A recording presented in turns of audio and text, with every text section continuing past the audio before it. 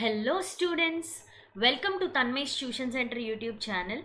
So ఈరోజు మనం class 9 క్వాడ్రిలేటరల్స్లో 8.2 ఎక్సర్సైజ్ సంబంధించి థర్డ్ అండ్ ఫోర్త్ క్వశ్చన్ మనం చేయబోతున్నాము. సో ఎవరైతే first 2 questions and mid point theorem and converse of mid point theorem చూడలేదో వాళ్ళు క్వాడ్రిలేటరల్స్ ప్లేలిస్ట్లోకి వెళ్ళి ఆ 2 వీడియోస్ చూసి తర్వాత ఈ వీడియో చూడండి. Okay, so please do subscribe to our channel for getting notification of all the upcoming videos. So coming to the third question of 8.2 exercise of quadrilaterals. So ABCD is a rectangle and ichadu. PQRS are the midpoints of the sides of AB, BC, CD, DA respectively. Show that the quadrilateral PQRS is a rhombus annadu. Okay, so మనం ఇలాంటి type of question second question చేసాము. దాంట్లో ఏమిచ్చాడు? So rhombus ఇచ్చి rhombus యొక్క sides mid points join చేస్తే వచ్చే shape అనేది rectangle అని ప్రూవ్ చేయమన్నాడు. ఇక్కడ ఏమిచ్చాడు? రెక్టాంగిల్ ఇచ్చి దాని యొక్క సైడ్ మిడ్ పాయింట్స్ అన్నీ జాయిన్ చేస్తే మనకి రోంబస్ ఫామ్ అవుతుంది అని చెప్పి ప్రూవ్ చేయమన్నాడు. This is also important statement, గుర్తుపెట్టుకోండి. సో ఇది కూడా ఎంసీక్యూలో డైరెక్ట్గా అడగచ్చు అనమాట. So which shape is formed by joining the mid points of the sides of a rectangle అంటే ఆన్సర్ ఏంటి? రోంబస్ అనమాట. So coming to the question, ఇది ఎలా సాల్వ్ చేయాలి అంటే, సో గివెన్ ఏమిచ్చాడు? ABCD is a rectangle wear PQRS are the mid points of AB, BC, CD and AD respectively అన్నాడు. So we need to prove that PQRS is a rhombus అనమాట. So దీనికోసం ఏం చేస్తామంటే join AC. Same మనం ముందు question ఎలా అయితే చేసామో సిమిలర్గానే ఉంటుంది. సో Aని Cని జాయిన్ చేస్తాము. సో ఇప్పుడు మనకి రోంబస్ అవ్వాలంటే ఏంటి? ఫస్ట్ ఆఫ్ ఆల్ ముందు PQRS అనేది ప్యారలలోగ్రామ్ అవ్వాలి. So parallelogram with all sides equal is nothing but a rhombus అనమాట. అన్ని సైడ్స్ ఈక్వల్ అయితే అది రోంబస్ అవుతుంది కదా. So first of all PQRS అనేది ప్యారలలోగ్రామ్ అని ప్రూవ్ చేయాలి. సో ప్యారలలోగ్రామ్ అని ప్రూవ్ చేసే మొత్తం ప్రూఫ్ కూడా మనం ప్రీవియస్ ఏదైతే క్వశ్చన్లో మనం చూసామో సేమ్ ప్రూఫే ఉంటుందన్నమాట. So using mid point theorem. So ఇక్కడ చూడండి, మనం దీనికోసం ఏం చేస్తాము అంటే ఇక్కడ ఫస్ట్ ABC అనే ట్రయాంగిల్ తీసుకున్నాము. So P and Q are the mid points అని అన్నాడు కాబట్టి డెఫినెట్గా బై మిడ్ పాయింట్ థీరం మనం ఏం చెప్పొచ్చు? PQ is parallel to the other side. Other side ఏంటి? AC కదా. So PQ is parallel to AC and PQ is nothing but PQ is half of AC. ఇది మనం మిడ్ పాయింట్ థీరం నుండి వచ్చిన conclusion అనమాట. సిమిలర్లీ ADC అనే ట్రయాంగిల్లో చూసినట్టయితే R and S are the mid points of the two sides of the triangle. So RS is always parallel to the other side, that is AC. So RS is parallel to AC and RS is half of AC by midpoint theorem అనమాట. So that you need to right here. ఇది equation 1 కింద అనుకుంటాం, equation 2 కింద అనుకుంటాం. So ఇక్కడ చూసినట్టయితే PQ అనేది half of AC, RS కూడా హాఫ్ ఆఫ్ ACయే. సో రెండిట్లోనూ RHS ఈక్వల్ కాబట్టి డెఫినెట్గా we can equate the LHS part. అంటే PQ ఈజ్ ఈక్వల్ టు ఏమని ఈక్వేట్ చేయొచ్చు? RS అని ఈక్వల్ చేయొచ్చు. అండ్ సిమిలర్లీ PQ అనేది ACకి ప్యారలల్ అండ్ RS కూడా ACకి ప్యారలల్ కాబట్టి therefore PQ is also parallel to RS అనమాట. So from 1 and 2 we can conclude that PQ is parallel to RS and PQ is equal to RS. So same proof మనం previous వీడియోలో ఒక క్వశ్చన్లో చూడడం జరిగింది. So PQ is parallel to RS and PQ is equal to RS కాబట్టి one pair of opposite sides are parallel and equal. Therefore we can conclude that PQRS is a parallelogram. So ఇలా మనం parallelogram అని prove చేయడం జరిగింది. ఇప్పుడు మనం ఏం చేయాలి? రోంబస్ అని ప్రూవ్ చేయాలి. రోంబస్ అని ప్రూవ్ చేయాలంటే PQ అనేది RSకి ఎలాగా equal and in the same way PS అనేది RQకి ఈక్వల్ కదా, ఎందుకంటే opposite sides of a parallelogram equal. ఇప్పుడు మనం ఏం ప్రూవ్ చేయాలి? ఆల్ సైడ్స్ ఆర్ ఈక్వల్ అని ప్రూవ్ చేయాలి. సో దానికోసం లెట్ us కన్సిడర్ 2 ట్రయాంగిల్స్. ఏమేంటి? APS ఈ ట్రయాంగిల్ ఒకటి అండ్ నెక్స్ట్ ఏంటి? BPQ ఈ ట్రయాంగిల్ ఒకటి. ఈ 2 ట్రయాంగిల్స్ మనం కన్సిడర్ చేస్తామన్నమాట. ఇప్పుడు ఇక్కడ చూడండి, AP is equal to BP కదా, ఎందుకు? P is a mid point of AB కాబట్టి ఆబ్వియస్గా AP is equal to BP అవుతుంది. So first and next PAS అంటే ఈ యాంగిల్ కదా, PAS ఈక్వల్ టు PBQ. ఎందుకు? ABCD అనేది రెక్టాంగిల్ అని వాడు ఇచ్చేసాడు కాబట్టి రెక్టాంగిల్లో all angles are equal to 90 degrees కదా. So therefore we can say that ఇక్కడ ఈ ట్రయాంగిల్లో ఉన్న యాంగిల్ A, ఈ ట్రయాంగిల్లో ఉన్న angle B equal and they are equal to 90 degrees because it is a rectangle కాబట్టి, ABCD రెక్టాంగిల్ కాబట్టి. Okay, I hope you understood this one. So and ఇంకోటి ఏం తెలుసు మనకి, AS is equal to BQ. ఎలా అవుతుంది?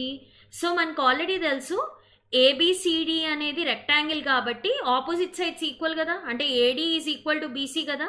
So SQ mid point of AD and BC కాబట్టి half of AD is nothing but AS అని రాయచ్చా. సో ADలో సగం పార్ట్ అంటే ఏంటి? AS. అలాగే BCలో సగం పోర్షన్ అంటే ఏంటి? BQ అని రాయచ్చా. సో హాఫ్ ఆఫ్ AD చేస్తే AS వస్తుంది, హాఫ్ ఆఫ్ BC చేస్తే BQ వస్తుంది. సో ఇలాగా we can say that AS is equal to BQ అనమాట. సో మనం ఏం చెప్పచ్చు, సైడ్ అంటే ఈ సైడ్ ఈ యాంగిల్ అండ్ AP ఈ సైడ్, సైడ్ యాంగిల్ సైడ్ ప్రకారం మనం ఏం చెప్పచ్చు, both the triangles are congruent. Therefore triangle APS is congruent to triangle BPQ. So by CPCT మనం ఏం చెప్పచ్చు, PS is equal to PQ అని చెప్పచ్చు కదా. So from this we can say that PS is equal to PQ. So PS ఎంతైతే length ఉంటుందో PQ కూడా అంతే లెంత్ ఉంటుంది. ఓకే, కానీ మనకి ఏం తెలుసు, ఇప్పుడు PQRS అనేది ప్యారలలోగ్రామ్ అని ప్రూవ్ చేసాం కాబట్టి ఆపోజిట్ సైడ్స్ ఈక్వల్. అంటే ఏంటి, PQ అనేది దేనికి ఈక్వల్? RSకి equal. PQ is equal to RS. Next PS అనేది దేనికి ఈక్వల్? RQకి equal. So PS is equal to RQ. కానీ మనం ఇక్కడ నుండి ఏం ప్రూవ్ చేసాం, PS వాల్యూ PQకి ఈక్వల్. సో PS వాల్యూ PQకి ఈక్వల్, PS వాల్యూ RQకి ఈక్వల్ కాబట్టి PS is equal to RQ is equal to PQ. కానీ PQ వాల్యూ దేనికి ఈక్వల్? RSకి ఈక్వల్ కదా. సో ఫైనల్గా మనం ఏం చెప్పచ్చు, all sides are equal. So PS is equal to RQ is equal to PQ, PQ is equal to RS కాబట్టి PQ is equal to RS is equal to PS is equal to RQ. So all sides of this parallelogram are equal kabatti, hence we can say that a parallelogram with all sides equal is nothing but a rhombus.